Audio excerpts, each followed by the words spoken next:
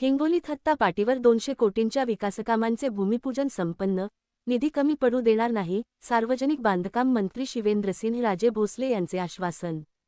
हिंगोली जिल्ह्यातील हत्ता-पाटी येथे सुमारे 200 कोटी रुपये खर्चाच्या विविध विकासकामांचे भव्य भूमिपूजन सार्वजनिक बांधकाम मंत्री शिवेंद्रसिंह राजे भोसले यांच्या प्रमुख उपस्थितीत आणि विधान परिषद सभापती राम शिंदे यांच्या अध्यक्षतेखाली संपन्न झाले.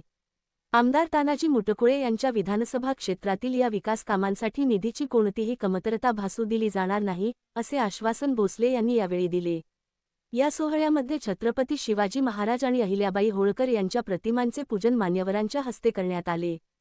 त्यानंतर सार्वजनिक बांधकाम मंत्री शिवेंद्रसिंह राजे भोसले आणि विधान परिषद सभापती राम शिंदे यांचा भव्य नागरी सत्कार आयोजित करण्यात आला होता. याप्रसंगी बोलताना सार्वजनिक बांधकाम मंत्री शिवेंद्रसिंह राजे भोसले म्हणाले की, हिंगोली जिल्ह्यातील विकास कामांना गती देण्यासाठी आणि सिंचन प्रकल्पांना मंजुरी मिळवण्यासाठी ते लवकरच मुख्यमंत्री महोदयांना भेटून पाठपुरावा करणार आहेत.